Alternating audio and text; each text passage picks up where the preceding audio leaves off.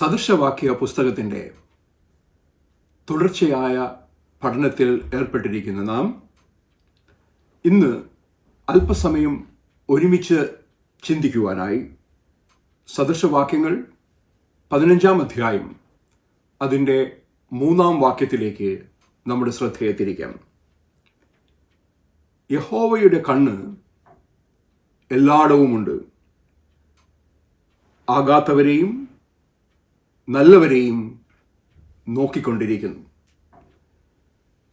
കുഞ്ഞുനാൾ മുതൽ നാം നമ്മുടെ മാതാപിതാക്കളിൽ നിന്നും മുതിർന്നവരിൽ നിന്നും നിരന്തരം കേൾക്കുന്ന ഒരു യാഥാർത്ഥ്യമാണ്, എല്ലാം കാണുന്ന ഒരു ദൈവമുണ്ട്. നന്മ ചെയ്താൽ ആ നന്മകൾക്കൊത്തവണ്ണം പ്രതിഫലം നൽകുന്നൊരു ദൈവം, സ്നേഹിക്കുന്നൊരു ദൈവം. തിന്മ ചെയ്താൽ ആ തിന്മയെ കാണുന്നൊരു ദൈവം. നാം കുറ്റങ്ങൾ ഏറ്റുപറഞ്ഞുപേക്ഷിച്ചാൽ ക്ഷമിക്കുവാൻ തയ്യാറുള്ളൊരു ദൈവം. നാം ധാർഷ്ട്യത്തോടെ കുറ്റങ്ങളിൽ തുടർന്നാൽ ഒരുപക്ഷെ ശിക്ഷാവിധിക്ക് കാരണമായി തീരും എന്ന ഓർമ്മപ്പെടുത്തൽ.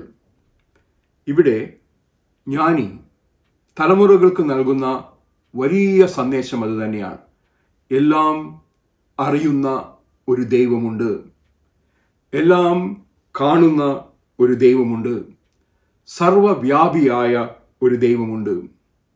ആ ദൈവം അറിയുന്നു. നാം ജീവിതത്തിൽ പ്രതിസന്ധികളിലൂടെ കടന്നു പോകുമ്പോൾ കാണുന്ന ഒരു ദൈവമുണ്ട് എന്ന ആശ്വാസം.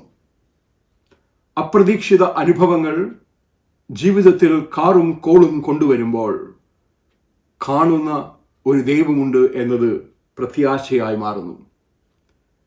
നമുക്ക് പരിചിതമായ ഒരു ഭക്തിഗാനത്തിൽ എൻ്റെ ദൈവം അറിയാതെ എനിക്കൊന്നും ഭവിക്കയില്ല എന്ന് കവി പാടുമ്പോൾ, ദോഷങ്ങളാൽ എന്നെ പരീക്ഷിക്കുകയില്ല, നന്മയ്ക്കായി എല്ലാം നൽകിടുന്നു എന്ന് പാടുമ്പോഴും അവിടെ ഏറ്റുപറയുന്നൊരു യാഥാർത്ഥ്യമുണ്ട്.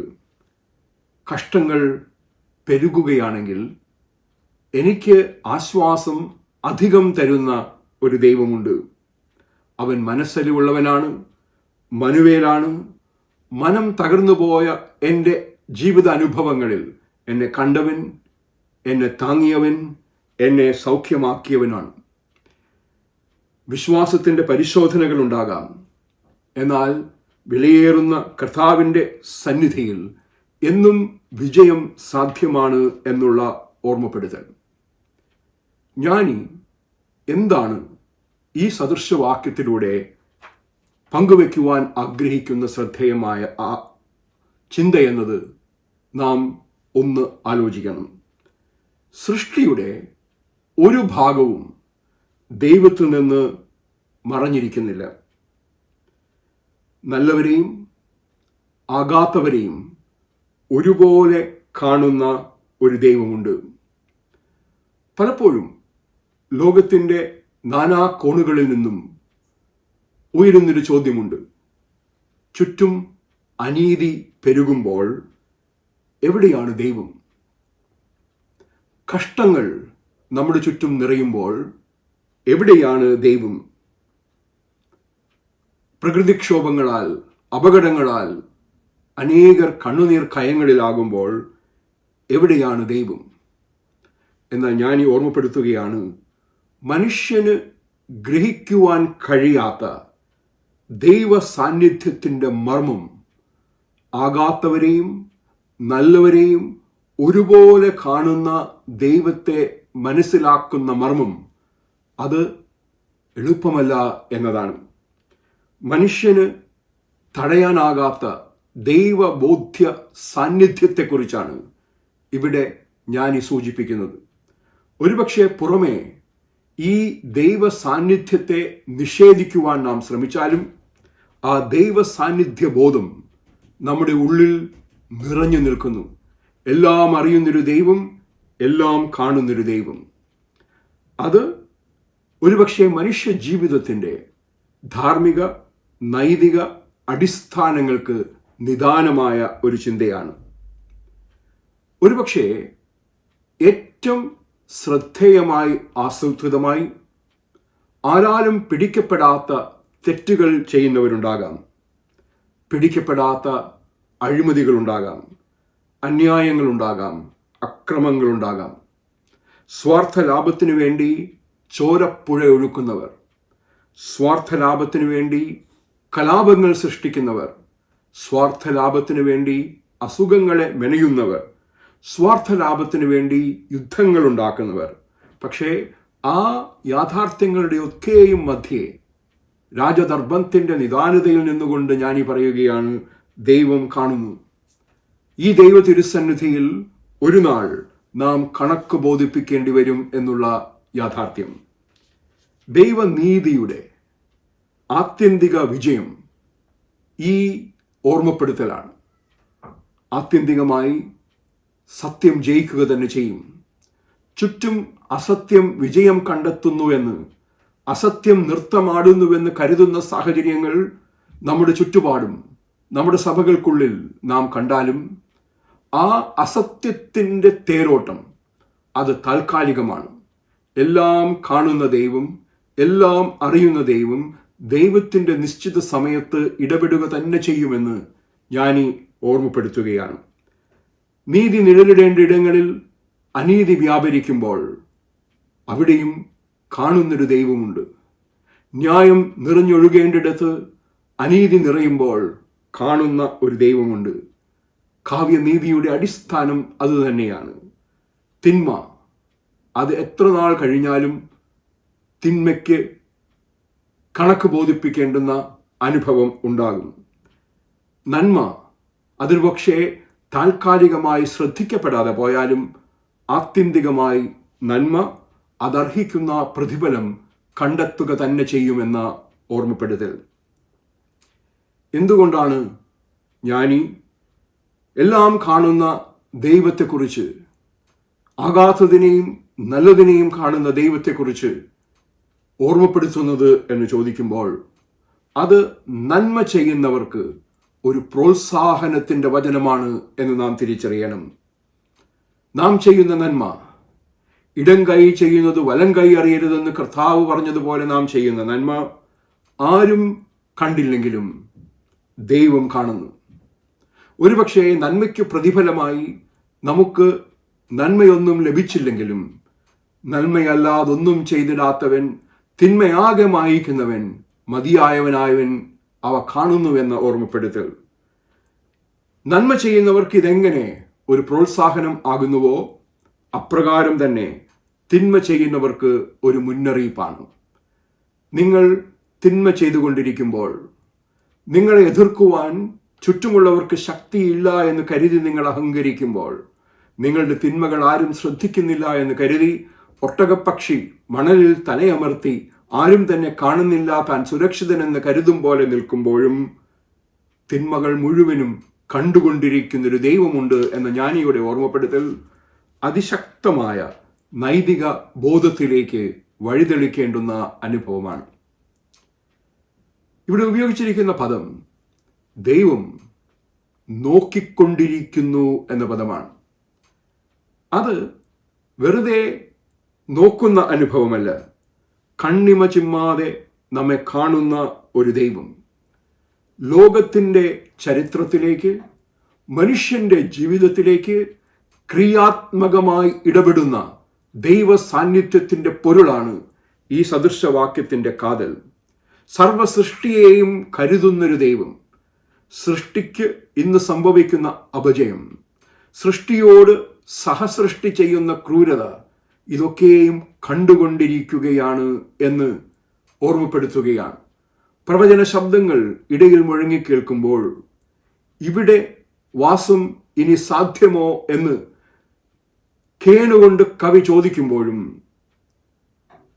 ഇതെല്ലാം കണ്ടുകൊണ്ടിരിക്കുന്ന ഒരു ദൈവം, സൃഷ്ടിയുടെ സമഗ്രതയെ തകർക്കുന്ന ഇടപെടലുകളുടെ മധ്യേയും ക്രിയാത്മകമായി ഇടപെടുവാൻ വെമ്പൽ കൊള്ളുന്നൊരു ദൈവം, ഇടപെടലിൻ്റെ ത്വരയുമായിരിക്കുന്ന ദൈവ സാന്നിധ്യത്തിൻ്റെ പൊരുളാണ് ഞാൻ ഈ തലമുറകൾക്ക് പകർന്നു കൊടുക്കുവാൻ ശ്രമിക്കുന്നത്. ദൈവത്തിൻ്റെ കണ്ണുകൾ, സർവം കാണുന്ന കണ്ണുകൾ വേദപുസ്തകത്തിലെ വളരെ കേന്ദ്ര സങ്കല്പങ്ങളിൽ ഒന്നാണ് ഇത്. ഇസ്രായേൽ മക്കൾ അവരുടെ ആരോഹണ ഗീതങ്ങളിൽ പാടുന്ന അതിശ്രദ്ധേയമായൊരു സാക്ഷ്യമുണ്ട്. 121 സങ്കീർത്തനത്തിന്റെ 4 വാക്യത്തിൽ ആ സാക്ഷ്യം ഇങ്ങനെയാണ്: ഇസ്രായേലിന്റെ പരിപാലകൻ മയങ്ങുകയില്ല, ഉറങ്ങുകയുമില്ല. സർവം കാണുന്നൊരു ദൈവം, ഗമനത്തെയും ആഗമനത്തെയും ഇന്നു മുതൽ എന്നേക്കും പരിപാലിക്കുന്ന ഒരു ദൈവം, കല്ലിൽ തട്ടാതെ കാലുകളെ താങ്ങുന്ന ഒരു ദൈവം. ആ ദൈവത്തിന്റെ കരുതലിന്റെ അടയാളമാണ് ഈ കണ്ണുകൾ. ഇബ്രായ ലേഖനം 4 അധ്യായത്തിന്റെ 13 വാക്യത്തിൽ നാം വായിക്കുന്നു: യഹോവയിൽ നിന്ന് മറഞ്ഞിരിക്കുന്നത് ഒന്നുമില്ല. Francis Thompson the hound of heaven എന്ന ശ്രദ്ധേയമായ കാവ്യം എഴുതുമ്പോൾ ദൈവ സാന്നിധ്യത്തിൽ നിന്ന് ഞാൻ എവിടെ പോയി ഒളിക്കും എന്ന ചോദ്യവുമായി ഒളിക്കുവാൻ ശ്രമിക്കുന്ന ആ സ്വർഗത്തിലെ നായ, അതെവിടെ ചെന്നൊളിച്ചാലും അവിടെ നിറഞ്ഞു നിൽക്കുന്ന സാന്നിധ്യം, ദ ഹൗണ്ട് ഓഫ് ഹെവൻ, തന്റെ പിന്നാലെ വരുന്ന ആ സാന്നിധ്യത്തിന്റെ യാഥാർത്ഥ്യത്തെക്കുറിച്ച് ചിന്തിക്കുകയാണ്. ആഴിയുടെ ആഴങ്ങളിൽ ഒളിച്ചാലോ, സങ്കീർത്തനക്കാരൻ പറയുന്നത് പോലെ, അവിടെയും ദൈവത്തിന്റെ കണ്ണുകൾ എന്നെ തേടിയെത്തുന്നു. പർവ്വത ശിഖരങ്ങൾക്കപ്പുറം ഒളിക്കുവാൻ ശ്രമിച്ചാലോ, അവിടെയും ദൈവ കണ്ണുകൾ തേടിയെത്തുന്ന അനുഭവം.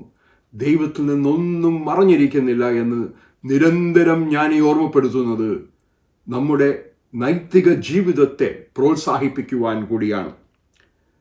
സങ്കീർത്തനക്കാരൻ 32 സങ്കീർത്തനത്തിന്റെ 8 വാക്യത്തിൽ പറയുന്നു: ഞാൻ നിന്റെ മേൽ ദൃഷ്ടി വെച്ച് നിനക്ക് ആലോചന പറഞ്ഞു തരും.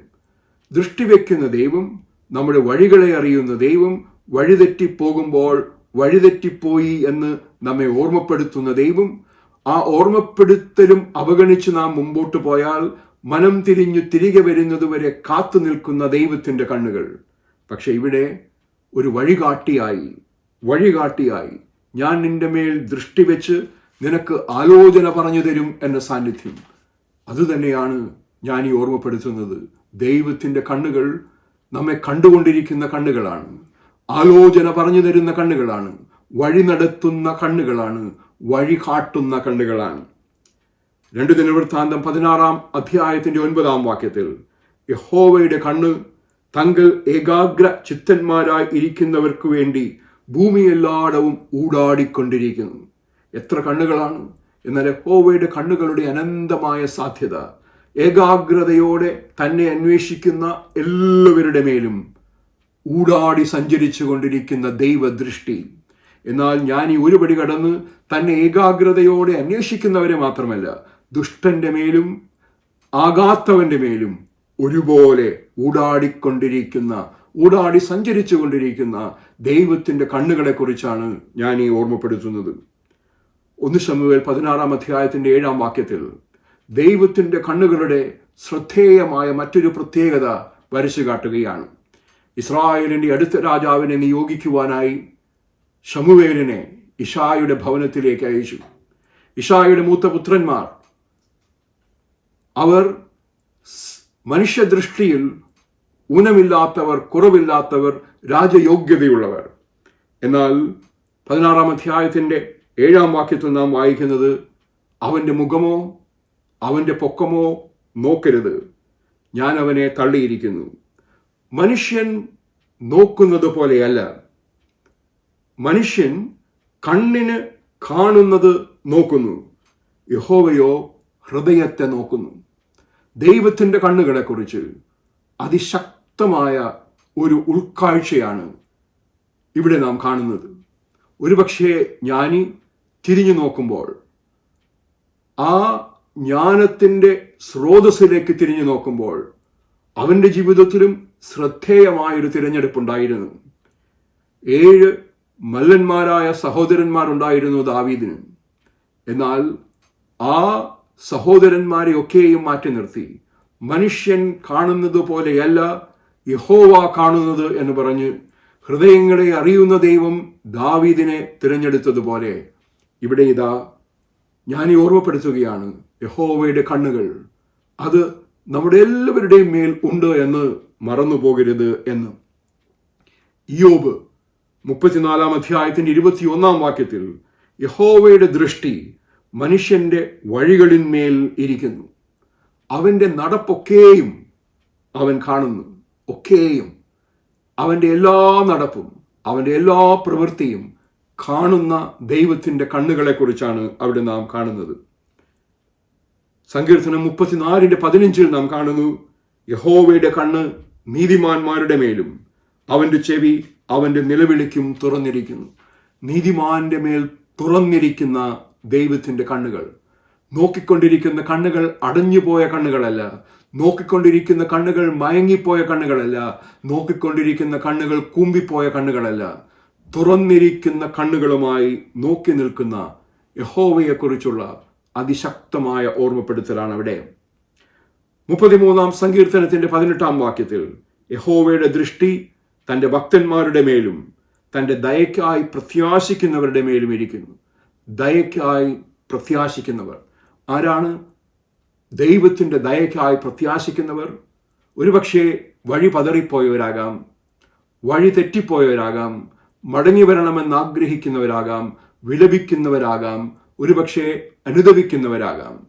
അവരോടൊക്കെയുള്ള സങ്കീർത്തനക്കാരന്റെ ഓർമ്മപ്പെടുത്തലാണ് യഹോവയുടെ കണ്ണ് തന്റെ ഭക്തന്മാരുടെ മേലും തന്റെ ദയക്കായി പ്രത്യാശിക്കുന്ന എല്ലാവരുടെ മേലും ഇരിക്കുന്നു എന്നുള്ളത്. ഇന്ന് നാം ശ്രദ്ധയോടെ നമ്മെ കാണുന്ന ഒരു ദൈവമുണ്ട് എന്ന് പറയുമ്പോഴും കർത്താവായ യേശുക്രിസ്തുവിന്റെ ഇഹലോകവാസത്തെക്കുറിച്ച് നാം ചിന്തിക്കുമ്പോൾ യേശുവിന്റെ കണ്ണുകൾ ആർദ്രതയുള്ള കണ്ണുകൾ, അനുകമ്പയുള്ള കണ്ണുകൾ, കണ്ണുനീർ കാണുന്ന കണ്ണുകൾ. അടച്ചിട്ട കല്ലറയ്ക്ക് പുറത്തിരുന്ന് കരഞ്ഞുകൊണ്ടിരുന്ന മറിയയുടെ കണ്ണുനീർ കണ്ട കർത്താവ് മറിയയെ എന്ന് പേർ ചൊല്ലി വിളിച്ച് നീ എന്തിനു കരയുന്നു എന്ന് ചോദിച്ച് അരികിലെത്തുമ്പോൾ കാണുന്ന കണ്ണുകൾ ദൈവ കണ്ണുകൾ എന്ന് പറയുമ്പോൾ നമ്മുടെ കണ്ണുനീരിനെ കാണുന്ന ഒരു ദൈവമുണ്ട് എന്നുള്ള ഓർമ്മപ്പെടുത്തൽ അനേകരുടെ ജീവിതത്തിൽ കണ്ണുനീർ കയങ്ങളിലൂടെ കടന്നുപോയപ്പോൾ ഈ സദൃശവാക്യം ഒരു ആലംബമായി മാറിയത്, അത്താണിയായി മാറിയത് ഈ വാഗ്ദത്തം കൊണ്ടാണ്. കാണുന്ന ഒരു ദൈവമുണ്ട്, നോക്കിക്കൊണ്ടിരിക്കുന്ന ഒരു ദൈവമുണ്ട് എന്ന ഓർമ്മപ്പെടുത്തൽ. ആ കണ്ണുകൾ അനുകമ്പയുടെ കണ്ണുകളാണ്.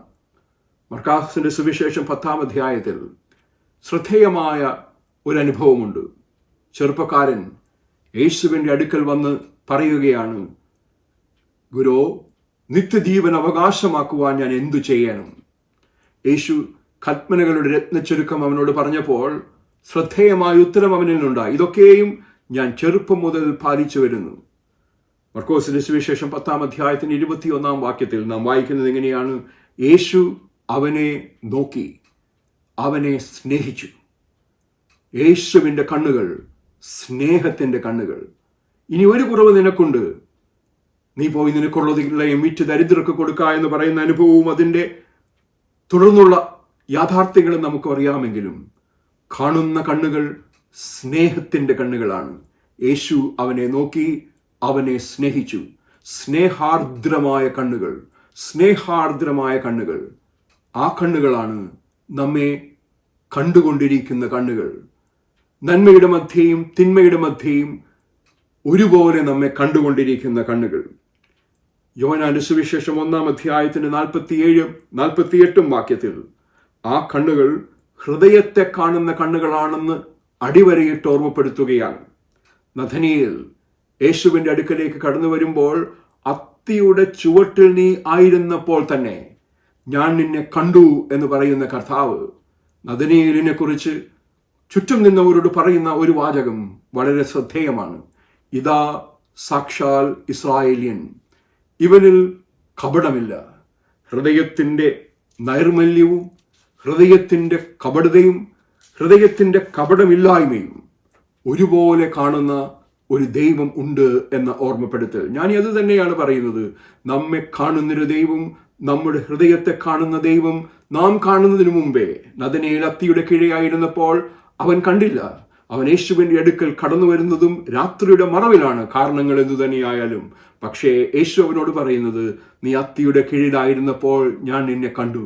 ഇതാ സാക്ഷാൽ ഇസ്രായേലിയൻ, ഇവനിൽ കപടമില്ല. യേശുവിൻ്റെ കണ്ണുകൾ കൃപയുടെ കണ്ണുകളാണ്.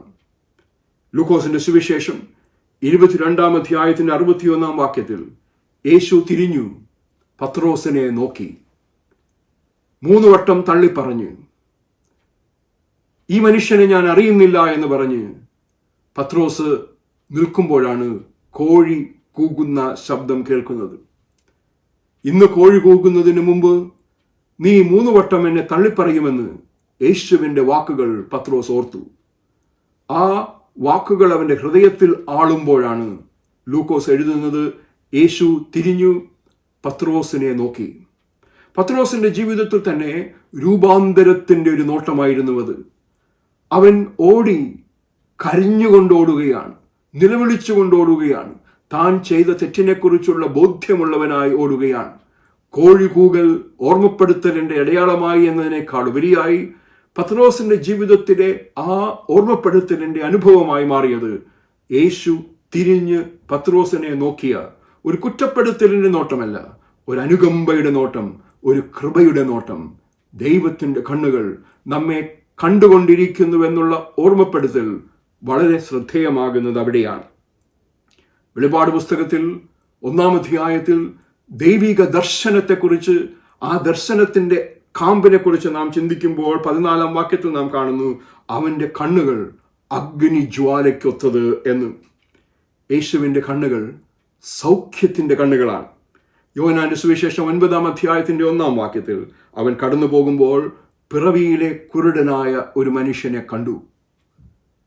സൗഖ്യത്തിന്റെ അനുഭവങ്ങൾ പലതും നാം തിരുവചനത്തിൽ വായിക്കുമ്പോൾ ആ അനുഭവത്തിന്റെ മധ്യേ ശ്രദ്ധേയമായി എടുത്ത് രേഖപ്പെടുത്തിയിരിക്കുന്ന യാഥാർത്ഥ്യമാണ് യേശു അവനെ കണ്ടു. യേശു അവളെ കണ്ടു. കാണുന്നവനായ കർത്താവ് നമ്മുടെ രോഗാതുരതയുടെ മധ്യേ, നമ്മുടെ പ്രതിസന്ധികളുടെ മധ്യേ, നമ്മുടെ കണ്ണുനീരിന്റെ മധ്യേ, നമ്മുടെ പ്രയാസങ്ങളുടെ മധ്യേ നമ്മെ കാണുന്നവനായ കർത്താവ് സൗഖ്യദായകമായ കണ്ണുകളാൽ ആർദ്രതയോടെ നമ്മെ നോക്കുന്ന ഒരു കർത്താവാണ് എന്ന് ഓർമ്മപ്പെടുത്തുകയാണ്.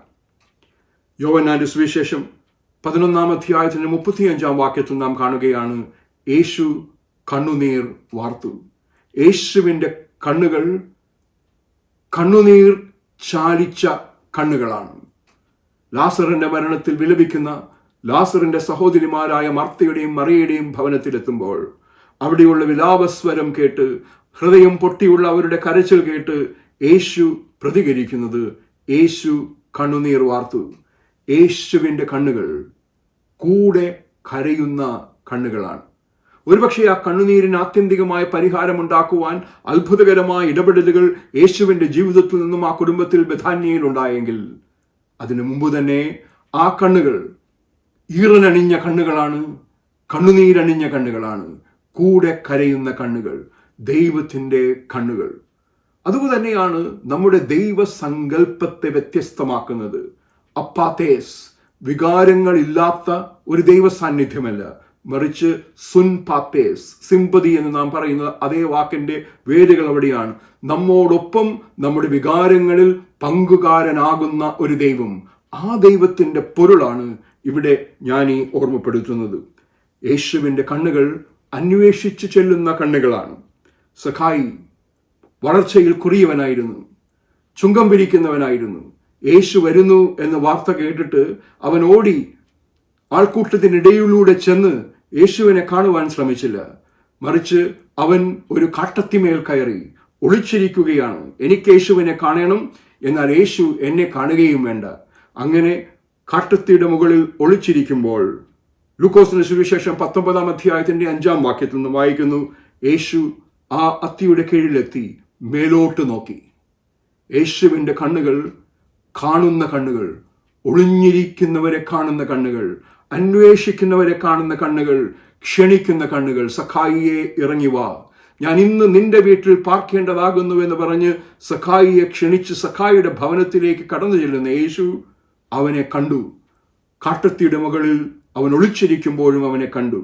ദൈവ സാന്നിധ്യത്തിൽ നാം മാറിയിരുന്നാലും ഒളിച്ചിരുന്നാലും ആകാത്തവരെയും നല്ലവരെയും ഒരുപോലെ കാണുന്ന ദൈവത്തിൻ്റെ കണ്ണുകളെക്കുറിച്ച് ഞാൻ ഈ ഓർമ്മപ്പെടുത്തുമ്പോൾ, നമ്മെ തേടി വരുന്ന കണ്ണുകൾ, നാം കാട്ടത്തിമാരുടെ മുകളിലായിരിക്കുമ്പോഴും നമ്മെ അന്വേഷിച്ചെത്തുന്ന കണ്ണുകൾ, ആ കണ്ണുകളാണ് നാം ഓർമ്മപ്പെടുത്തപ്പെടേണ്ടത്. കുരിശിലും കുരിശിന്റെ വേദനയിലും യേശു ആ ആൾക്കൂട്ടത്തിനിടയിൽ തൻ്റെ അമ്മയെ കണ്ടു. താൻ ഏറ്റവും പ്രിയപ്പെട്ട ശിഷ്യനോട് ഇതാ നിന്റെ അമ്മ എന്ന് പറയുമ്പോൾ, അവളോട് ഇതാ നിന്റെ മകൻ എന്ന് പറഞ്ഞ് യോഹന്നാനെ മറിയയെ ഏൽപ്പിക്കുമ്പോൾ, അവിടെയും കാണുന്ന ഒരു ദൈവം, മാതാപിതാക്കളെ കാണുന്ന കണ്ണുകൾ, അവരുടെ ആവശ്യങ്ങളെ കാണുന്ന കണ്ണുകൾ ഇന്ന് ആധുനിക ലോകത്ത് വളരെ പ്രസക്തമായ ഒരു ചിന്തയായി മാറുകയാണ്. അതുകൊണ്ട് ഈ സദൃശവാക്യം, യഹോവയുടെ കണ്ണ് എല്ലായിടവും ഉണ്ട് എന്ന സദൃശവാക്യം നമ്മെ ഓർമ്മപ്പെടുത്തുന്നത് എല്ലാം കാണുന്ന ഒരു ദൈവമുണ്ട്. എപ്പോഴും നമ്മുടെ മേൽ ദൃഷ്ടി വെച്ച് കാവൽ നിൽക്കുന്നൊരു ദൈവമുണ്ട്. നന്മ ചെയ്യുമ്പോൾ സന്തോഷിക്കുന്ന, നമ്മുടെ തിന്മയിൽ വേദനിക്കുന്ന ദൈവത്തിൻ്റെ കണ്ണുകൾ, അത് നമ്മെ സുരക്ഷിതമായി കാക്കുന്ന ദൈവത്തിൻ്റെ കണ്ണുകളാണ്. കരുതുന്ന അപ്പനമ്മമാരുടെ കണ്ണുകൾ മക്കളുടെ മേൽ കരുതലിന്റെ കവചമൊരുക്കുന്നത് പോലെ നമ്മെ കരുതുന്നൊരു ദൈവം. അതോടൊപ്പം തന്നെ എല്ലാം കാണുന്ന ദൈവ തിരുസന്നിധിയിൽ നമുക്ക് കണക്ക് ബോധിപ്പിക്കേണ്ട ഒരു നാൾ ഉണ്ടാകുമെന്നുള്ള ഓർമ്മപ്പെടുത്തലാണ്. എബ്രായ ലേഖനം 4-ാം അധ്യായത്തിന്റെ 13-ാം വാക്യത്തിൽ നാം ഇങ്ങനെ വായിക്കുന്നു, അവന് മറഞ്ഞിരിക്കുന്ന ഒരു സൃഷ്ടിയുമില്ല, സകലവും അവന്റെ കണ്ണിന് നഗ്നവും മലർന്നതുമായി കിടക്കുന്നു. എബ്രായ ലേഖന കർത്താവ് അതിനുശേഷം പറയുകയാണ്, അവനുമായിട്ടല്ലോ നമുക്ക് കാര്യമുള്ളത്. പ്രിയരെ, സദൃശവാക്യങ്ങൾ 15-ാം അധ്യായം അതിൻ്റെ 3-ാം വാക്യം, യഹോവയുടെ കണ്ണ് എല്ലായിടവുമുണ്ട്, ആകാത്തവരെയും നല്ലവരെയും നോക്കിക്കൊണ്ടിരിക്കുന്നു. ഈ സദൃശവാക്യത്തിൻ്റെ ഇതിലും ആഴമായ പൊരുളുകൾ ഗ്രഹിപ്പാൻ സർവജ്ഞാനിയായ പരിശുദ്ധാത്മാവ് എന്നെയും നിങ്ങളെയും ശക്തിപ്പെടുത്തട്ടെ. ആമേൻ.